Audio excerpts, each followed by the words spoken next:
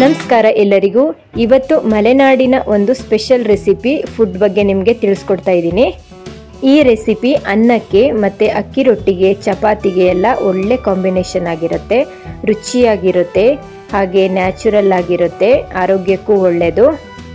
ಅದೇನು ಅಂತ ನೋಡೋಣ, ಹೇಗೆ ಮಾಡೋದು ಅಂತ ಕೂಡ ನಿಮಗೆ ತೋರಿಸ್ತೀನಿ.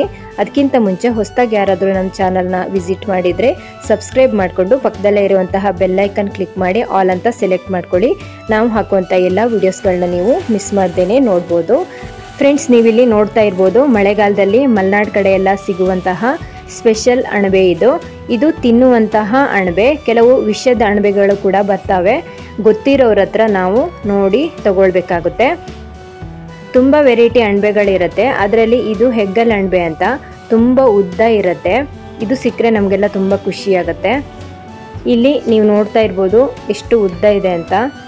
ಅತಿ ಉದ್ದವಾದ ಅಣಬೆ ಅಂದರೆ ಈ ಹೆಗ್ಗಲ್ ಅಣಬೆ ಅಂತ ಹೇಳ್ತಾರೆ. ತುಂಬ ಫ್ರೆಶ್ ಆಗಿತ್ತು ಅಣಬೆ, ಮೊಗ್ಗಾಗಿರೋದು ಕೂಡ ಇತ್ತು. ನೋಡ್ತಾ ಇರ್ಬೋದು ನೀವಿಲ್ಲಿ. ಊರಿಂದ ಇದು ಕಳಿಸಿದ್ರು, ಆದರೂ ಕೂಡ ನೋಡಿ ಎಷ್ಟು ಫ್ರೆಶ್ ಆಗಿದೆ, ನೀಟಾಗಿ ಕಳಿಸ್ಕೊಟ್ಟಿದ್ರು. ಮೊದಲಿಗೆ ಇದನ್ನು ಚೆನ್ನಾಗಿ ವಾಶ್ ಮಾಡ್ಕೊಳ್ಬೇಕಾಗತ್ತೆ, ತುಂಬಾ ಮಣ್ಣಿರುತ್ತೆ. ಎಲ್ಲವನ್ನು ಬಿಡಿಸ್ಕೊಂಡು ನೀರಿಗೆ ಹಾಕ್ಕೊಳ್ತಾ ಇದ್ದೀನಿ. ಒಂದು ದೊಡ್ಡ ಪಾತ್ರೆಯಲ್ಲಿ ನೀರಿಟ್ಕೊಂಡು ಎಲ್ಲವನ್ನು ಕ್ಲೀನ್ ಮಾಡ್ಕೊಳ್ಬೇಕು. ಈ ಥರ ಸಿಪ್ಪೆನ ಆದಷ್ಟು ಬಿಡಿಸ್ಕೊಂಡು ಹಾಕ್ಕೊಂಡ್ರೆ ತುಂಬ ಒಳ್ಳೆಯದು. ಎಲ್ಲವನ್ನು ಕೂಡ ಸಿಪ್ಪೆ ಈ ಥರ ಬಿಡಿಸೋಕ್ಕಾಗಲ್ಲ, ತುಂಬ ಕಷ್ಟ ಆಗುತ್ತೆ. ಆದರೂ ಆದಷ್ಟು ಈ ಥರ ಸಿಪ್ಪೆನ ಬಿಡಿಸ್ಕೊಂಡು ಹಾಕ್ಕೊಳ್ತಾ ಇದ್ದೀನಿ. ಇದೇ ಥರ ಎಲ್ಲವನ್ನು ಕ್ಲೀನ್ ಮಾಡ್ಕೊಳ್ಬೇಕು. ಇದನ್ನು ಕ್ಲೀನ್ ಮಾಡ್ಕೊಳ್ಳೋಕ್ಕೆ ತುಂಬ ಟೈಮ್ ಬೇಕಾಗತ್ತೆ. ಒಂದೆರಡು ಸಲ ನಾನು ತಣ್ಣೀರಲ್ಲಿ ವಾಶ್ ಮಾಡಿಕೊಂಡು ಆಮೇಲೆ ಸ್ವಲ್ಪ ನೀರು ಬಿಸಿ ಮಾಡಿಕೊಂಡು ಬಿಸಿನೀರಲ್ಲೂ ಕೂಡ ಕ್ಲೀನ್ ಮಾಡಿಕೊಂಡೆ. ಹಾಗೆ ಸ್ವಲ್ಪ ಕಲ್ಲುಪ್ಪು ಕೂಡ ಹಾಕ್ಕೊಂಡಿದ್ದೆ. ಎಲ್ಲವನ್ನು ಈ ಥರ ಬಿಡಿಸ್ಬಿಟ್ಟು ನೀರಲ್ಲಿ ಹಾಕಿ ಒಂದು ಅರ್ಧ ಗಂಟೆ ಬಿಟ್ಟರೆ ಮಣ್ಣೆಲ್ಲ ಸ್ವಲ್ಪ ನೀಟಾಗಿ ಬಿಟ್ಕೊಳ್ಳುತ್ತೆ.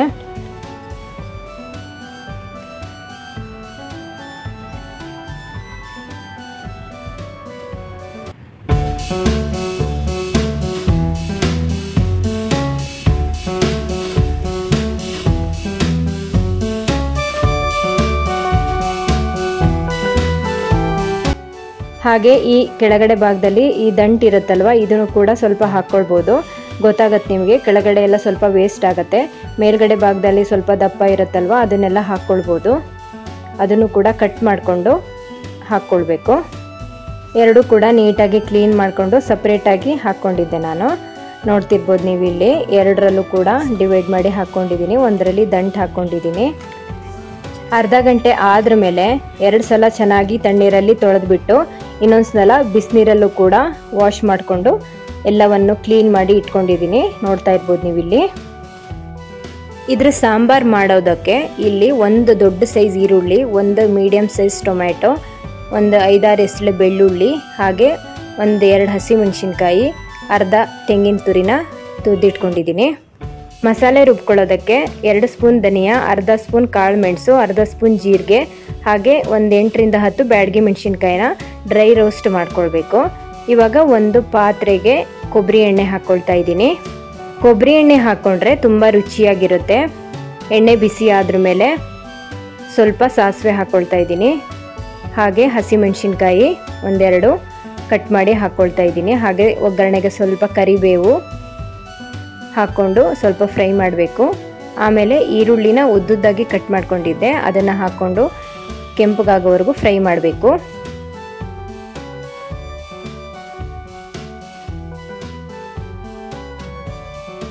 ಈರುಳ್ಳಿ ಫ್ರೈ ಆದ್ರ ಮೇಲೆ ಟೊಮೆಟೊ ಹಾಕ್ಕೊಳ್ತಾ ಇದ್ದೀನಿ.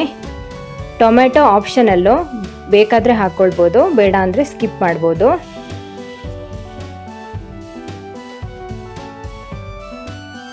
ಟೊಮ್ಯಾಟೊ ಎಲ್ಲ ಸ್ವಲ್ಪ ಬಾಡಿದ್ರ ಮೇಲೆ ಅಣಬೆನ ಹಾಕ್ಕೊಳ್ತಾ ಇದ್ದೀನಿ. ಈ ಅಣಬೆ ಹಾಕ್ಕೊಂಡ್ರ ಮೇಲೆ ತುಂಬ ನೀರು ಹಾಕ್ಕೊಳ್ಳೋದು ಬೇಡ, ನೀರು ಬಿಟ್ಕೊಳ್ಳುತ್ತೆ. ಇದು ತುಂಬಾ ನೀರು ಬಿಟ್ಕೊಳ್ಳುತ್ತೆ.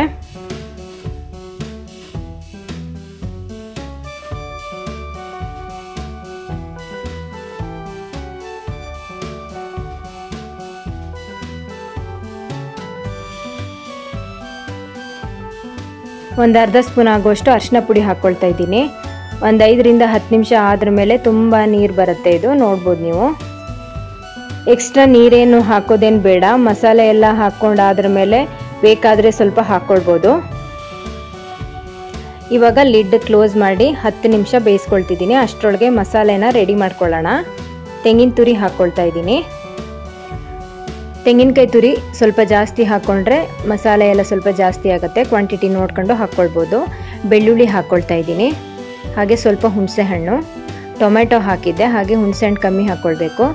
ಈ ಮಸಾಲೆ ಐಟಮ್ಸ್ನೆಲ್ಲ ರೋಸ್ಟ್ ಮಾಡ್ಕೊಂಡಿದ್ವಲ್ಲ, ಹಾಗೆ ಡ್ರೈ ರೋಸ್ಟು ಇದನ್ನು ಹಾಕ್ಕೊಳ್ತಾ ಇದ್ದೀನಿ. ಈ ಅಣಬೆ ಸ್ವಲ್ಪ ನಂಜಂತಾರೆ, ಹಾಗಾಗಿ ಅರ್ಧ ಸ್ಪೂನ್ ಜೀರಿಗೆ ಕೂಡ ಹಾಕ್ಕೊಂಡಿದ್ದೆ. ಇದಕ್ಕೆ ಸ್ವಲ್ಪ ನೀರು ಹಾಕಿಬಿಟ್ಟು ಗ್ರೈಂಡ್ ಮಾಡ್ಕೊಳ್ಳೋಣ. ಎಷ್ಟು ಸಾಧ್ಯ ಆಗುತ್ತೋ ಅಷ್ಟು ನುಣ್ಣಗೆ ಇದನ್ನು ಮಾಡ್ಕೊಳ್ಬೇಕು. ಇವಾಗ 10 ನಿಮಿಷ ಆಗಿದೆ. ಲಿಡ್ ಓಪನ್ ಮಾಡಿ ತೋರಿಸ್ತಾ ಇದ್ದೀನಿ ಎಷ್ಟು ನೀರು ಬಿಟ್ಕೊಂಡಿದೆ, ನೀವೇ ನೋಡ್ತಾ ಇರ್ಬೋದು.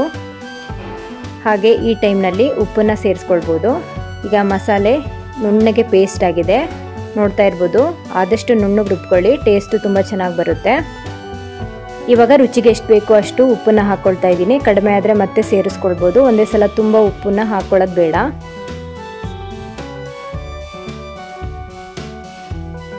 ಇವಾಗ ರುಬ್ಕೊಂಡಿರುವಂತಹ ಮಸಾಲೆನ ಹಾಕ್ಕೊಳ್ತಾ ಇದ್ದೀನಿ. ಮಸಾಲೆ ತುಂಬ ಕೆಂಪಾಗಿತ್ತು, ತುಂಬ ಚೆನ್ನಾಗಿತ್ತು. ಬ್ಯಾಡಗಿ ಮೆಣಸಿನ್ಕಾಯಿ ಹಾಕ್ಕೊಂಡಿರೋದ್ರಿಂದ ಒಳ್ಳೆ ಕಲರ್ ಬಂದಿತ್ತು.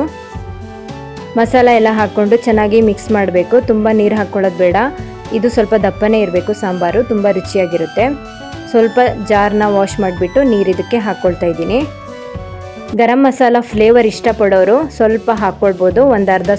ಒಂದು ಸ್ಪೂನ್ ಆಗೋಷ್ಟು ಹಾಕ್ಕೊಳ್ಬೋದು.